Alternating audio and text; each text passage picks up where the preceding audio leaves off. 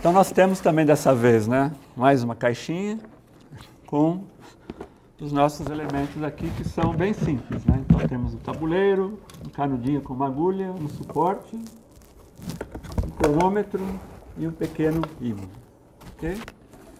Então eu vou colocar a caixinha aqui de lado e vamos lá, né?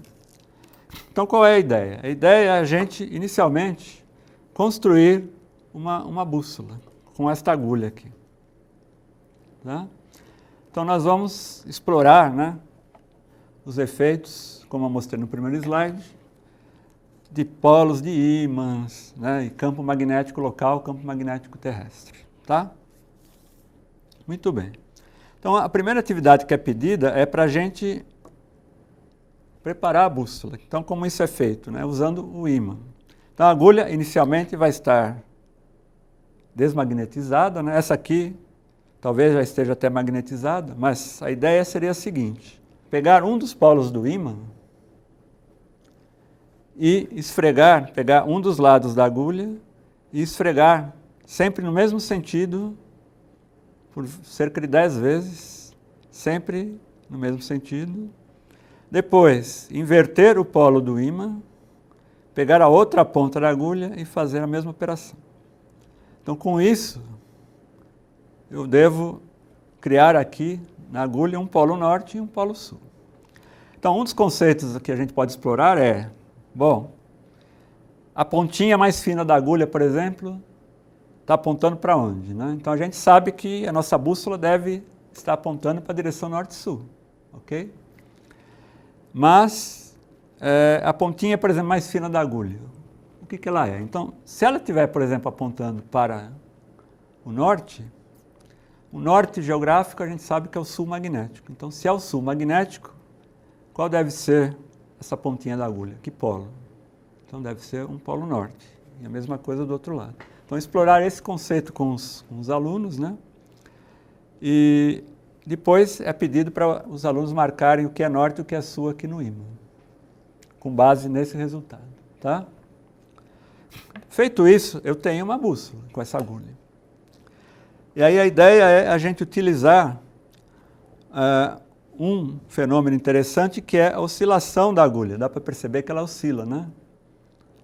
Ela oscila devido aqui ao fato, né? Se eu tiver o ímã afastado, ela oscila devido ao campo magnético local, que eu vou chamar, né? Porque eu não sei se é exatamente o campo magnético terrestre no local que a gente vai estar, devido às ferragens presentes, etc.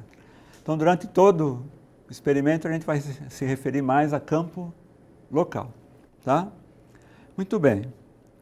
Então, a primeira parte, a ideia é a gente calibrar essa oscilação. Então, vocês estão vendo aí no slide que está sendo mostrado, se eu tenho pequenas oscilações, o período vai ser dado por essa relação que está aí, né? 2π raiz de I sobre μb, sendo I o momento de inércia desta agulha e μ o momento de dipolo magnético. B é o campo magnético. Como a gente vai ter certa dificuldade, né, para achar aqui o que é o momento de inércia e o que é o momento de dipolo magnético, a gente vai englobar essa raiz quadrada de I sobre μ numa constante chamada K. Então a gente pode calibrar essa bússola achando inicialmente a constante K. Ok? Muito bem, como que a gente faz isso? Então ali também vocês veem no slide que existe uma figura do campo magnético do ímã em função da distância. Campo magnético no eixo. Então a gente fez a medida com um instrumento adequado, um sensor para campos magnéticos, do campo magnético desse ímã no eixo, tá, em função da distância. Então a gente pode escolher, colocando esta agulha aqui no centro desse transferidor, tem um pontinho, né? Dá para ver, né? Um pontinho. Olhando por cima para não ter paralaxe, a gente alinha a agulha com esse pontinho para ter certeza que ela está bem no centro, tá?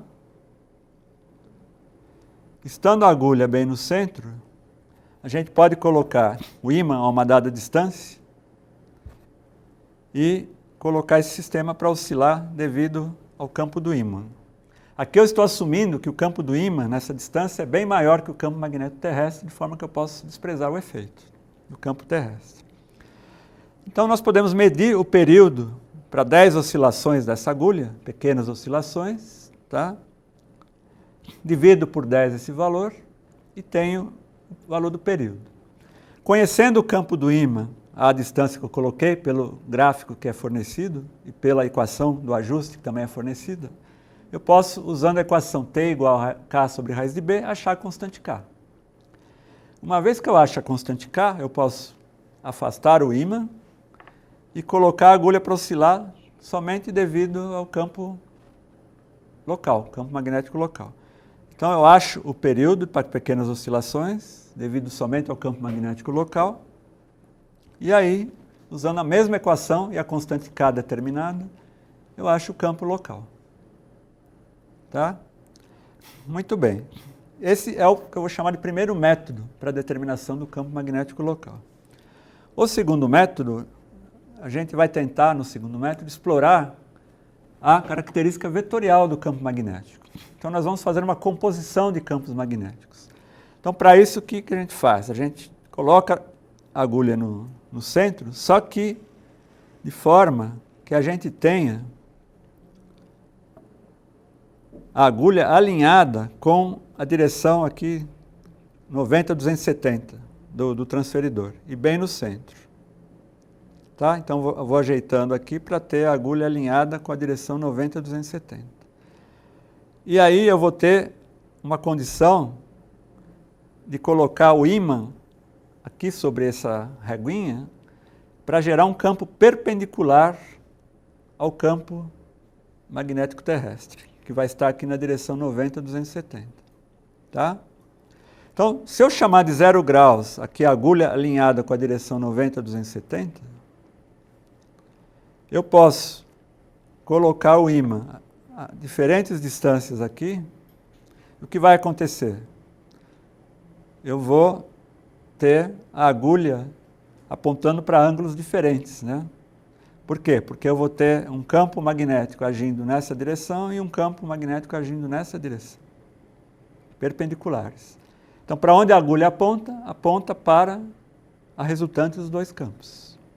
Então, a ideia é, numa tabela que já é colocada lá no relatório, para distâncias de 30, 27, 24, 21 centímetros até 15, nós já damos o valor do campo magnético do ímã, de acordo com aquela medida que nós fizemos, e a ideia é medir o ângulo da agulha em relação, chamando de 0 essa direção 90-270, qual é o ângulo da agulha para cada posição do ímã. E aí, usando essa configuração vetorial que está aí no slide, né, vocês têm que o campo do ímã é o campo da Terra, ou campo local, vezes a tangente do ângulo θ, entre os dois campos. Então, se eu fizer um gráfico do campo do ímã, que é conhecido, em função da tangente do ângulo, o coeficiente angular do gráfico nos dá o valor do campo local. Então, a ideia seria comparar esse método, o valor obtido por esse método, com o valor do método anterior. E discutir os prós e contras que vocês acham que existem em cada método e dizer qual vocês acham é o melhor. Então, essa é a ideia. Tá? Muito bem. Então, eu vou mostrar aqui, eu tenho alguns resultados típicos. Eu dei um exemplo ali que está no slide, né? Se, por exemplo, eu coloco o ímã a 11 centímetros do centro, eu tenho, pela figura, né, pelos ajustes do campo, 1,32 Gauss, que vocês estão vendo no slide. Eu meço o período, divido por 10 e acho o valor de K. Tendo o valor de K, eu meço o período agora só devido ao campo magnético local, divido por 10 e daí eu acho o valor do campo local. Para vocês terem uma ideia, né, o campo ao ar livre, fornecido aqui pelo IAG, seria da ordem de 0,23 Gauss. O valor que eu mostro ali é 0,16 Gauss. Tá? Então é um pouco diferente. Por quê? Porque provavelmente onde eu fiz isso estava com ferro em volta, ferragem em volta, então não é exatamente o campo magnético terrestre. Lógico que existem também as incertezas experimentais inerentes ao aparato, que é relativamente simples. Né? E aqui, para o segundo método, eu coloquei um gráfico típico, né, do campo do ímã em função da tangente de θ. E, nesse caso, eu obtive um valor de 0,21 Gauss. Então, a ideia é manter, de preferência, né, o aparato no mesmo local, para que a gente não tenha influência de ferragens. Então, pelo menos, se a gente tem influência de ferragens, que seja a mesma, para a gente poder comparar relativamente bem os métodos, né? Então, se eu comecei a medir nesse lugar com o método 1, procurem manter nesse local para o método 2, ok? Então é isso. Os aparatos são relativamente simples, né? E aqui então é importante, né, vocês ressaltarem a parte dos polos do ímã, polo sul magnético, polo norte geográfico, vice-versa, né? Campo magnético, grandeza vetorial, né, que nós estamos explorando no segundo método. Então tudo isso está dentro, né, do nosso objetivo para esse experimento relativamente simples, ok?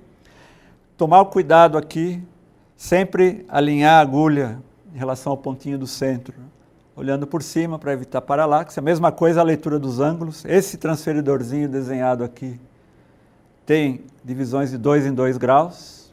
Então, lógico que vocês vão ter uma certa incerteza aqui na leitura do ângulo, né? Mais ou menos 1 grau, mas considerando, né, a simplicidade do aparato, acho que quanto a esse experimento também é isso. E eu agradeço a todos e espero que todos tenham um bom experimento. Então, obrigado.